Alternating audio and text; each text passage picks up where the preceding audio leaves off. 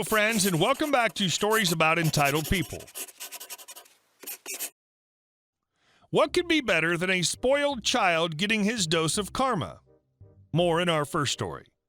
But before we begin, don't forget to subscribe to our channel if you're new here and turn on notifications so you don't miss a new video every single day. Here we go. Spoiled kid gets what she deserves. I was working for a well-known cell phone company as a sales tech in a rich neighborhood. A lot of these ladies are mean as fire, and their children are just as bad, sometimes worse. This kid was worse. Her mother, even though she had expensive-looking manicure and salon-style blonde hair, looked threadbare. The little girl, who was about 9 or 10, immediately caused a scene in my store. My other coworker was out to lunch, so I received no backup against this little monster. LG is little girl, mom is M, me is me. LG, I want this one, I want this one, pointing to the most high-end phone we have that just came on the market the week before. Mom, honey, why don't we start you out with an older model to see how you do with it? You already have an iPod and a tablet. LG's now reaching an octave that could potentially shatter glass. I want this one. Mom sighs and turns to me. Can we get expensive phone on blah account? I go in the back to grab the device out of inventory. Me. We have gold, silver. The little girl still screaming, gold! I want gold! I start the process of putting the phone onto the account and setting up the device. I asked the mother. She refused to put insurance on the device for some insane reason. Well, I highly recommend a case. These phones can be easily broken.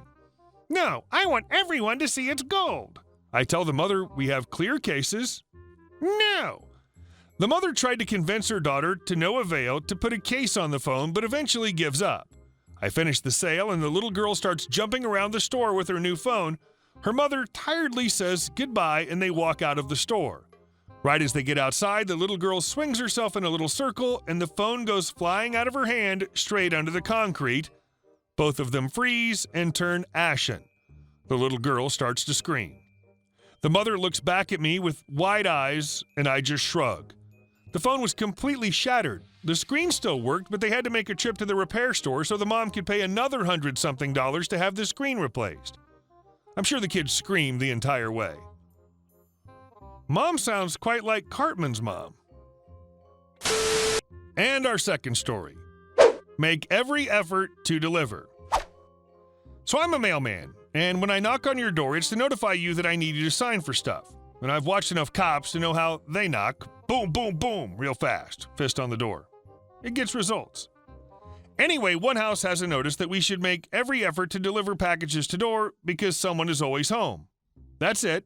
No warnings about no knocking or ringing bells, etc. I walk up with a package and see that they have a sign that says day sleepers on the side of their house. I scan the package, first class, no signature needed, cop knock, and go to my next delivery right next door. The whole household comes out to see what's up. I point to the tiny package and just shout, package for you. Walking back to my truck, angry white guy redneck comes up. We'll abbreviate that as angry. Me. Waves with a smile on my face. Howdy, sir. Putting on my cheery customer service voice. That F you, you're the customer, I can't be mad at you voice. Angry. Why the F did you try breaking my door down? Oh, I didn't, sir. I didn't realize that I'd rattle your whole door frame with that. Do you knock on everyone's door like that? Why, yes, I do. You're welcome to ask your neighbor. Neighbor lady looks on and nods. She had to sign for something. Angry fumes and wants to tell me to not. I just stare back and want to tell him, oh no, see, I'll always knock like that because we have instructions to make every effort to deliver to your door. Angry walks away and I continue my route. The dummy should realize that you're doing it for his benefit. And our last story. Torture a coworker and lose your whole career in the process. This happened to me at a healthcare facility a few years ago. I work in a healthcare facility with different disciplines, and we have the main clinicians and assistants as well that do treatment. For the longest time before COVID, clinicians would take students from schools because they need to have some hands-on experience before they graduate and get to take their state exams. The players of this are OP, me, Dory, clinician teacher, Hannah, student, Casey, another clinician, Katie, my regional manager. So I'm the supervisor of the health clinic and I'm in charge of all the clinicians, even though they're fairly independent and have to report to me, and I turn in a report for the whole clinic. This starts with Dory. She has a lot of friends in one of the prominent universities here. She's very well connected with them. She graduated from there, is involved with their activities, and just active in the school in general. I've known Dory for years and have worked with her before, but she was never directly under my management because her home clinic was another location she'd just help out. I would hear things about her, the way she treated the assistants that worked under her, a rudeness towards other clinicians, and some sketchy stuff about basically fraud of billing for services not rendered. This is a big no in healthcare, but it happens more than you think. Anyway, I had no proof of this, and all the patients at my clinic had not voiced any complaints. Anyway, Dory had started taking students in, and she was moved at my clinic. When she came there, she was still helping at another clinic not too far away. Dory accepted a student from her university to follow her and learn from her and slowly integrate into clinical treatment. This is where Hannah enters into the picture. Very shy girl, did everything you asked of her. But because she was shy and also being a new student, she's unsure if the treatment she's administering is the appropriate one. That's why you have people like Dory to be next to you and counsel and guide you. After the first few weeks, I started noticing Hannah would be in the clinic and would be doing treatments without Dory being around for a few hours. This isn't allowed because the instructor should be around at all times to supervise the students. After a few times of noticing this, I brought Dory and H into my office and said this cannot happen and is not allowed. If it happens again, I'd have to report it, and this was not something I wanted to do. If I did report it, the student would lose their clinical placement and would have to wait 6 months until the next placement, which pushes back the graduating date. A few weeks go by, and things have been fairly normal. The student would be in clinic sooner, but would not be performing treatment. She would, however, shadow other clinicians. But Dory was still coming in later than usual. One day, as I'm walking by Hannah, I see that she's on the billing menu. In order to be on that screen, you would have to be clocked in, otherwise the system won't allow you to do it. I called her to my office again, and I sternly tell her I had specifically said she couldn't treat patients and she doesn't have a clock-in username and password. Hannah proceeded to tell me that Dory had told her to clock in for her and start billing patients before services were rendered.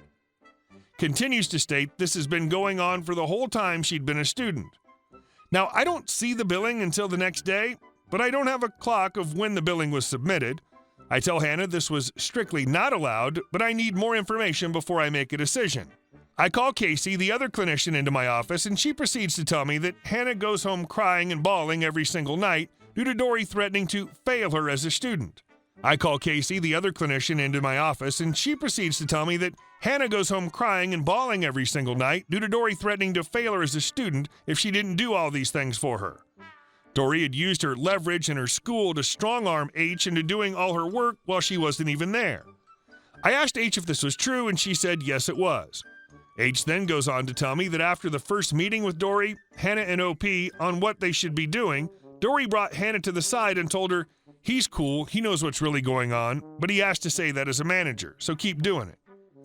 At this point, I asked the student if any of her evaluation or letters of progress have been submitted to her school so they know she's been making progress. Hannah says that Dory has never submitted the necessary paperwork to the school and has gotten away with it because of her connections to the school. So if I fired Dory, she'd in turn take revenge on the student and fail her at her clinical. She would be 6 months to a year from being placed into another clinic, meaning she would either be very late of just failing or not be able to graduate. I call Katie and report everything to her, told her my fear for the student and the constant trauma she was going through every day, crying, being threatened, and retaliated against. Katie was also fearful of this, but also worried the liability this put on the company about how long it had been going on. So she didn't have an answer on how to handle the situation without harming the student. So here was my revenge. I started watching everything Dory did, treatments, time, and complaints, etc. One weekend, Dory had to work without her student on a Saturday, Sunday, and Monday. When I come in on Monday, I notice a patient having been to the hospital since Friday, but she still had been billed for services. I checked the clinician. It was Dory. How was she able to treat a person that wasn't even in the clinic and also be able to bill her? So I had my reasons to fire her. I had the evidence I needed, but I still wanted a bit more.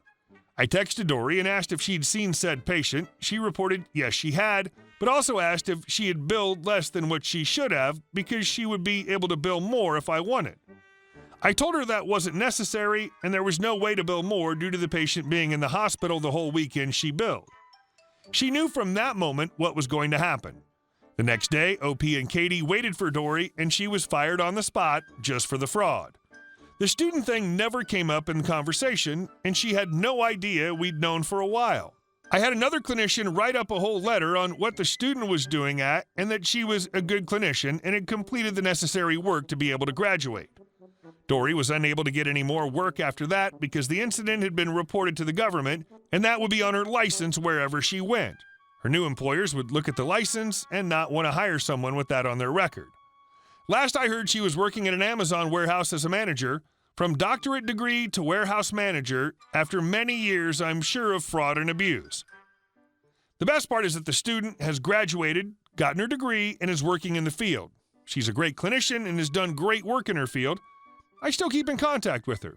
She's very thankful for being pulled out of that situation. There are too many people like Dory in the field. We need more people like you. Hey guys, thank you all for watching the video. I'll see you in the next one.